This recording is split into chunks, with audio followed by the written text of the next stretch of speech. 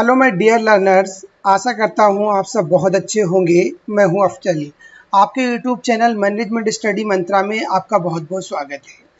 दोस्तों, आज हम इस वीडियो में डिस्कस करेंगे ट्रांजैक्शनल एनालिसिस के रिगार्डिंग। ये बहुत इंपॉर्टेंट कंसेप्ट है जो इंटरपर्सनल बिहेवियर के अंदर आता है, राइट। तो इसको हम डिस्कस करेंगे बहुत ही सिंपल वे में, बहुत ही सिंपल ट्रिक के साथ इसको याद करेंगे, राइट। तो दोस्तों, अगर अभी तक आपने हमारे चैनल को सब्सक्राइब नहीं करा है तो सबसे पहले चैनल को सब्सक्राइब करिए और साथ में जो बेल आइकन है उसको ऑन कर दीजिए ताकि आने वाले वीडियोज़ का नोटिफिकेशन आपके पास पहुंचे। तो सबसे पहले दोस्तों हम देखते हैं कि इंटरपर्सनल जो बिहेवियर होता है वो क्या होता है। इंटरपर्सनल बिहेवियर बेसिकली होता है कि किसी भी ऑर्गेनाइजेशन के अंदर जो दो पर्सन या दो एम्प्लॉयज़ के अंदर, जो दो एम्प्लॉय के बीच कोई भी पर्सनल बिहेवियर हो रहा है इंटरपर्सनल, तो हम उसको इंटरपर्सनल बिहेवियर कहते हैं। कि लेट सपोज एक एम्प्लॉय है वो दूसरे एम्प्लॉय से कैसे बिहेव कर रहा है, तो वो दो लोगों के बीच जो बिहेवियर हो रहा है वो हमारा इंटरपर्सनल बिहेवियर हो रहा है। उसके ही अंदर आता है ट्रांजैक्शनल एनालिसिस, उसकी स्टडी करता है और ट्रांजैक्शनल एनालिसिस। तो बेसिकली जो ट्रांजैक्शनल एनालिसिस क्या होता है, इसके नाम से ही क्लियर हो रहा है कि किसी चीज़ का ट्रांजैक्शन होना कि कोई चीज़ का, किसी भी चीज़ का एक्सचेंज हो रहा है, दो पर्सन के बीच कोई किसी चीज़ का एक्सचेंज हो रहा है या ट्रांजैक्शन हो रहा है, राइट। तो उसी की स्टडी हम करेंगे। ट्रांजैक्शनल एनालिसिस बेसिकली क्या है। तो इसके सबसे पहले इसका हम इंट्रोडक्शन देखते हैं कि टीए का इंट्रोडक्शन क्या है। तो TA given by Eric Berne, इस कंसेप्ट को किसने दिया है, जो एरिक बर्ने थे उन्होंने इस कंसेप्ट को दिया था। इज अ साइकोलॉजिकल टूल, ये बेसिकली एक साइकोलॉजिकल टूल है। It enables us to understand the structure and the elements that constitutes our personality. तो जो हमारी पर्सनालिटी को कॉन्स्टिट्यूट करता है, उन एलिमेंट्स की या उन स्ट्रक्चर को अंडरस्टैंड करने के लिए इनेबल करता है हमारी पर्सनालिटी का। Basically it is the study of individual in the organization. इस एक ऑर्गेनाइजेशन के अंदर एक इंडिविजुअल की स्टडी है when he is interacting with other individual on a social front या प्रोफेशनल फ्रंट। जब कोई भी पर्सन एक इंडिविजुअल के साथ इंटरेक्टिंग करता है किसी भी सोशल फ्रंट पर या प्रोफेशनल फ्रंट पर, तो उस स्टडी को हम क्या कहते हैं, वो ट्रांजैक्शनल एनालिसिस कहलाती है। जो एरिक बर्ने हैं उनको इसका क्रेडिट जाता है to the movement for the psychotherapy की मूवमेंट के लिए, विच ही स्टार्टेड इन 1950। इन्होंने इस कंसेप्ट को कब दिया था, 1950s में उन्होंने इस कंसेप्ट को दिया था एरिक बर्ने ने। ये आपको अच्छे से याद करना है। He observed that there are several persons within one person and therefore individual transact in different way with the different persons in the different situation। बिल्कुल सही बात है। इन्होंने इसी चीज़ को इन्होंने स्टडी किया था कि किसी भी ऑर्गेनाइजेशन के अंदर जो डिफरेंट पर्सन्स होते हैं वो डिफरेंट वे में ट्रांजेक्शन करते हैं, राइट, और डिफरेंट सिचुएशंस में ट्रांजेक्शन करते हैं। तो इसी को इन्होंने स्टडी किया था, उसको इन्होंने इसी चीज़ को इन्होंने ऑब्जर्व किया था। इन्होंने एक अपना एग्जांपल भी दिया था कि एक हॉस्पिटल के अंदर उनके पास बहुत सारे जो पेशेंट्स थे, तो उनका बिहेवियर अलग था। किसी का बिहेवियर किस प्रकार था, किसी का बिहेवियर किस प्रकार था, किसी के डॉक्टर के उसका बिहेवियर कैसा था, उनके उसके लिए कि नर्सेस के लिए बिहेवियर कैसा था, जो हॉस्पिटल्स के स्टाफ था उनके लिए उनका बिहेवियर कैसा था। इन्हीं सब चीज़ों की इंटरपर्सनल बिहेवियर की इन्होंने स्टडी किया था। TA offers a mode of expressions of personality dynamic of self and it's relationship with the others. बिल्कुल सही है। जो टीए है वो क्या करता है, एक पर्सनालिटी का मोड ऑफ एक्सप्रेशंस है, राइट, जो डायनेमिक है, सेल्फ डायनेमिक है, और ये जो रिलेशनशिप को शो ऑफ करता है with the other person. It is a method of analysing and understanding in interpersonal behaviour. एक किसका मेथड है जो इंटरपर्सनल बिहेवियर को ऑर्गेनाइज करने, अंडरस्टैंडिंग करने के लिए या उसको ऑर्गेनाइज करने के लिए या उसको एनालाइजिंग करने के लिए एक मेथड है। किसको ऑर्गेनाइज करता है, इंटरपर्सनल बिहेवियर को ये ऑर्गेनाइज करता है। कौन करता है, बेसिकली टीए करता है। अब देखते हैं कि the concept of ego state, जैसे जो टीए है वो बेसिकली बहुत चीज़ों की स्टडी करता है। जैसे वो स्टडी करता है सेल्फ अवेयरनेस की स्टडी करता है, आपकी ईगो स्टेट की स्टडी करता है, आपकी जो जो आपकी लाइफ पोजीशन है उसकी स्टडी करता है, मैनेजरियल गेम्स हैं उनकी स्टडी करता है, और लाइफ जो स्क्रिप्ट होती है उसकी भी स्टडी करता है। तो इनको हम एक बार डिस्कस करेंगे। तो सबसे पहले देखते हैं बेसिकली जो ईगो स्टेट क्या होती है, उसी कंसेप्ट को हम देखते हैं कि ईगो स्टेट का कंसेप्ट क्या है। An ego state is a holistic set of consistent and coherent pattern of being, deciding, thinking, feeling and behaving। तो ईगो स्टेट क्या है? एक होलिस्टिक कहते हैं होलिस्टिक सेट ऑफ कंसिस्टेंट है एंड कोहेरेंट पैटर्न है। किसका पैटर्न है? डिसाइडिंग का पैटर्न है, थिंकिंग का पैटर्न है, फीलिंग का पैटर्न है एंड बिहेविंग का पैटर्न है। एक होलिस्टिक सेट ऑफ कंसिस्टेंट है ये। This can be experience internally, हम इसको इंटरनली एक्सपीरियंस कर सकते हैं, and express externally by an individual. एक इंडिविजुअल के द्वारा इसको हम इंटरनली एक्सपीरियंस कर सकते हैं और एक्सटर्नली इसको हम एक्सप्रेस कर सकते हैं। An ego state is basically something what we think and feel at a giving point of time. Basically जो ईगो स्टेट क्या है, जो हम एक पर्टिकुलर जो टाइम दिया जाता है उसमें हम कैसे थिंक करते हैं, क्या थिंकिंग है हमारी, क्या हम फील करते हैं किसी चीज़ के regarding, and it is reflected in how we relate to our self and to other people. यानी हम दूसरों लोगों के बीच कैसे उनके साथ एक रिफ्लेक्टेड या कैसे रिलेट करते हैं one person to another person के साथ, राइट। तो उसी को ही एक ईगो स्टेट के अंदर स्टडी करा गया है। द वर्ड होलिस्टिक वर्ड बहुत इंपॉर्टेंट है कि होलिस्टिक माने पूरा entire is the definition of ego state emphasizes that healthy personality is an integration of many elements। तो बेसिकली क्या है, होलिस्टिक क्या होता है कि जो डेफिनेशन ईगो स्टेट में डेफिनेशन दी गई है, राइट, उसमें डेफिनेशन दी गई है। इसमें क्या होता है, जो बहुत सारे एलिमेंट्स है पर्सनालिटी का उसका हम इंटीग्रेशन करते हैं, राइट, उसकी इसमें स्टडी कर दी गई है। And in TF we are dealing with the total experience of individual, and thus different ego state are not limited to only any one way of functioning, right। According to TA, our personality is made up of basically 3 ego states। यानी जो transactional analysis के according हमारी जो personality है वो basically 3 ego state से बनती है। उसमें पहली ईगो स्टेट आती है parent ego state, adult ego state and last one is child ego state. तो इसको हम शॉर्ट फॉर्म में बोलते हैं पैक। ये बहुत ध्यान रखना आपको, PANC ध्यान रखना, पैक। तो P for parent, A for adult, C for child. इनको हम वन बाय वन डिस्कस करते हैं कि बेसिकली क्या होती हैं। तो सबसे पहले जो आती है पेरेंट ईगो स्टेट, नाम से क्लियर हो कि ऐसी ईगो स्टेट जो आप अपने पेरेंट्स से अडॉप्ट करते हैं, उनको फॉलो करते हैं, या जो पेरेंट के बराबर हैं, जो एक्सपीरियंस पर्सन है, जो आपसे एज में बड़े हैं, उनसे कुछ ही आप अडॉप्ट करते हैं, तो वो हमारी ईगो स्टेट कहलाती है, बेसिकली पेरेंट ईगो स्टेट कहलाती है। इसको देखते हैं। The parent ego state is that the part of personality, ये हमारी पर्सनैलिटी का पार्ट है, which we borrow from our parents, जो हम अपने पेरेंट्स से बोरो करते हैं, उनसे हम सीखते हैं, या पेरेंट के जो और भी उनके इक्विवेलेंट होते हैं, जो एक्सपीरियंस से हम जो लर्न करते हैं उनसे बोरो करते हैं, वो हमारी पेरेंट ईगो स्टेट कहलाती है।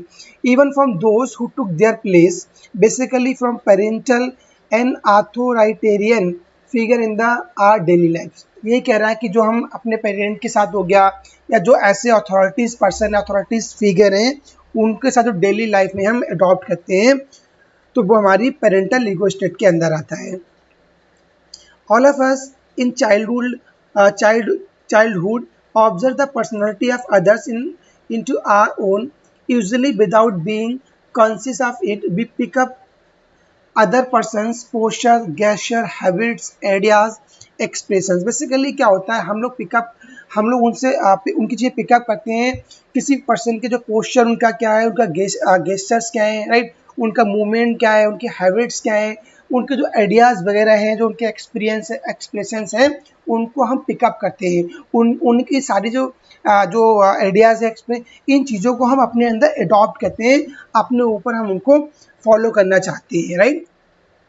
The collection of attitudes, feelings and behaviors copied from any and significant pattern figure become the parent ego state। तो बेसिकली यही हमारी पेरेंट ईगो स्टेट बन जाती है कि हम अपने पेरेंट के साथ जो एटीट्यूड हो गया, या जो फीलिंग्स हो गए, या जो बिहेवियर का जो कलेक्शन है, उसके हम कॉपी करते हैं किसी भी पर्सन जो हमारे पेरेंट के समान है, जो काफ़ी एक्सपीरियंस है, उनके हम कलेक्शन को सीखते हैं, उनकी कॉपी करते हैं। तो वो हमारी किसके अंदर आती है? वो हमारी पेरेंट ईगो स्टेट के अंदर आती है। Be records way of seeing and doing things in our brain and later in life they become almost automatic response. तो बेसिकली क्या होता है, पहले इनको हम देखते हैं, फिर हम इनको करते हैं, अपने ब्रेन में इनको यूज़ करते हैं, और बाद में हमारी लाइफ में बहुत ही एक कहते नहीं ऑटोमेटिक रिस्पॉन्स करने लगती हैं, right. When in a parent ego state we literally behave the way our parents behave. इस कहने का मतलब ये है कि हम जब देखते हैं कि हमारे जो पेरेंट्स हैं, राइट, वो कैसे बिहेव करते हैं हमारे साथ, उन्होंने कैसे बचपन में बिहेव किया था, तो वही हम सेम बिहेव अपने जो हमारे चिल्ड्रन हैं, जो हमारे चाइल्ड्स हैं, उनके साथ हम बिहेव करते हैं। तो हम क्योंकि वो हम उससे लर्न कर रहे हैं, तो हमारी वो स्टडी जो है पेरेंट्स ईगो स्टेट कहलाती है। The parent ego state is express outwardly in either two ways. Basically two प्रकार की होती है, जो क्रिटिकल बिहेवियर होता है या नर्चरिंग बिहेवियर होता है। इसको भी ध्यान रखना है कि जो पेरेंट ईगो स्टेट है वो दो प्रकार की होती है, क्रिटिकल बिहेवियर होता है और नर्चरिंग बिहेवियर होता है। इसके बाद सेकंड आती है अडल्ट ईगो स्टेट। नाम से क्लियर हो रहा है कि adult ego state. The adult ego state behaviors all are about collecting, analyzing and evaluating information, making sense of that, making balanced judgment about things। तो अडल्ट ईगो स्टेट क्या होती है कि हम इनकी किसी इंफॉर्मेशन को हम कलेक्टिंग करते हैं, उसको हम एनालाइज करते हैं और उसको हम इवेल्युएट करते हैं। कैसे इवेल्युएट करते हैं? जो हमारा एक्सपीरियंस है, जो हमारा सेंस ऑफ ह्यूमर है, राइट, उसके अकॉर्डिंग हम उसको एनालाइज कर रहे हैं किसी भी इंफॉर्मेशन को, और उसको हम कलेक्टिंग कर रहे हैं, उसका हम इवेल्युएशन कर रहे हैं, राइट। तो वो हमारी एक अडल्ट ईगो स्टेट कहलाती है, जो सेम टाइम पे हम करते हैं अपने एक्सपीरियंस के अकॉर्डिंग, अपने जजमेंट के अकॉर्डिंग, राइट, हम उसके अकॉर्डिंग कोई स्टेट आती है, वो हमारी अडल्ट ईगो स्टेट कहलाती है। The adult ego state deal with the fact, ये फैक्ट के साथ डीलिंग करती है, नॉट फीलिंग एंड इमोशंस। ये कोई इमोशंस और फीलिंग के साथ डील नहीं करती, ये ओनली जो फैक्ट है उनके साथ डील करती है। It respond to the feelings and emotions of its natural child ego state, right, and consider the opinion and beliefs of the parent ego state. It is based on thinking before speaking। ये basically किस पर based होती है? Thinking before speaking, right. बोलने से पहले जो हम सोचते हैं उस पर ये बेस्ड होती है। ऐसा नहीं कि हमने कुछ भी बोल दिया, राइट। हमको जब हम कोई चीज़ स्पीकिंग कर रहे हैं तो हमको ये पता होना चाहिए कि हमारा जो वर्ड्स हैं, राइट, जो हमारा कम्युनिकेशन है बहुत ही क्लियर होना चाहिए, उस पर डिपेंड करती है।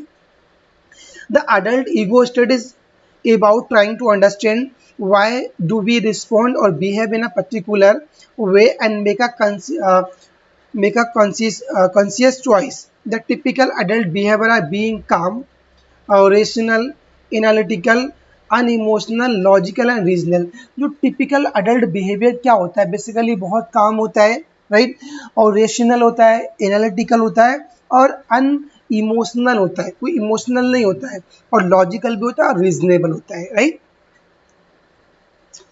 इसके बाद देखते हैं जो लास्ट बनाती है child ego state. Child ego state नाम से क्लियर हो रहा है कोई ऐसी चीज़ जो बचपन से आप अडॉप्ट कर रहे हैं, उसके अकॉर्डिंग आप बिहेव कर रहे हैं। Child ego state is a source of our emotions, emotional responses. ये क्या है? हमारे जो इमोशनल रिस्पॉन्सेस है उसका एक सोर्स है। The child again feel the emotions which the situation originally produced him।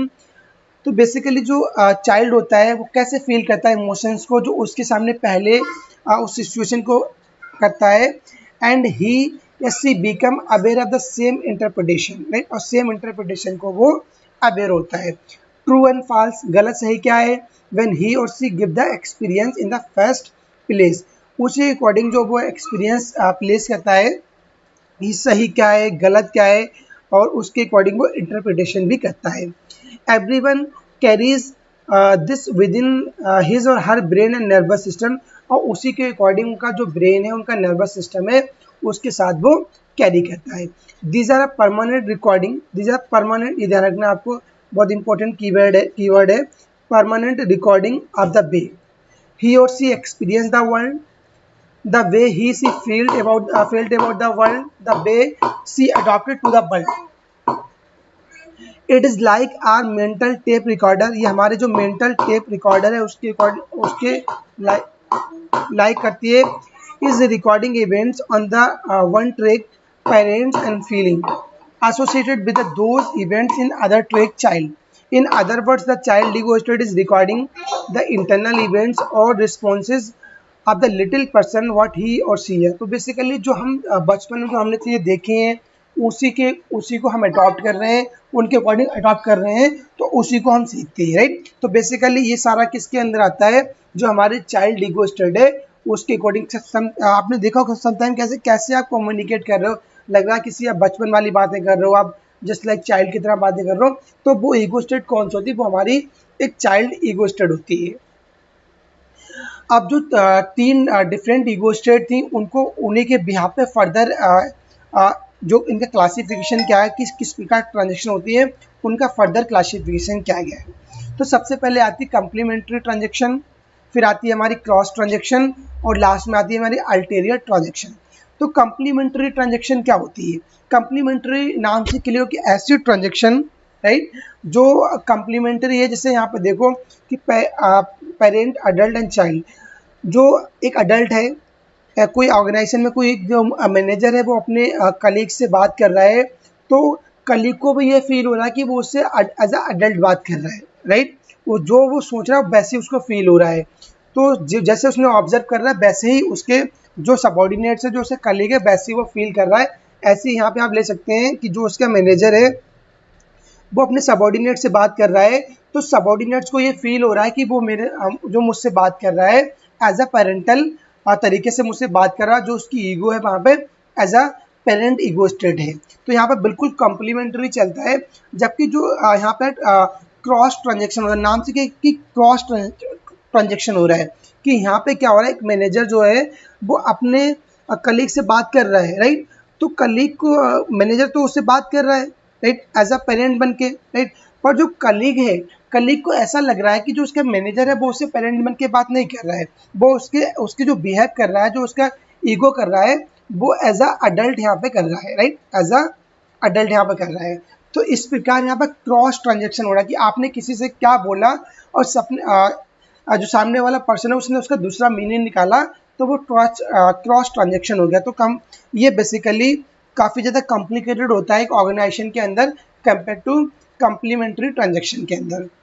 Last में आता है अल्टेरियर ट्रांजेक्शन। नाम से हो रहा है कि अल्टेरियर ऐसा ट्रांजेक्शन जहाँ पे क्या हो रहा है कि बिल्कुल जो एक बॉस है वो अपने सबॉर्डिनेट से बात कर रहा है, तो सबॉर्डिनेट को लग ही नहीं रहा है कि वो उसका जो बॉस है उससे कैसे बात कर रहा है।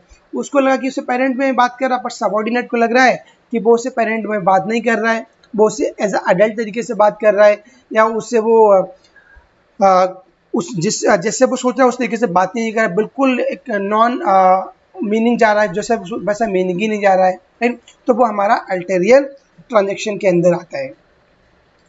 तो बेसिकली ये इसकी तीन इंपॉर्टेंट ट्रांजेक्शन है, इनको भी आपको याद रखना है। कंप्लीमेंट्री ट्रांजेक्शन क्या होता है, जहाँ पे जैसे आपने बिहेव करा, जो आपका सबॉर्डिनेट्स है वो वैसे ही उसको ऑब्जर्व कर रहा है, तो वो हमारी कंप्लीमेंट ट्रांजेक्शन होती है। क्रॉस ट्रांजेक्शन क्या है कि आपने जैसे सोचा तो सामने वाला पर्सन जो है वो वैसे नहीं सोच रहा, वो उससे लग रहा है कि आप उससे बात कर रहे हो, वो उस सेंस में बात नहीं कर रहे हो, राइट।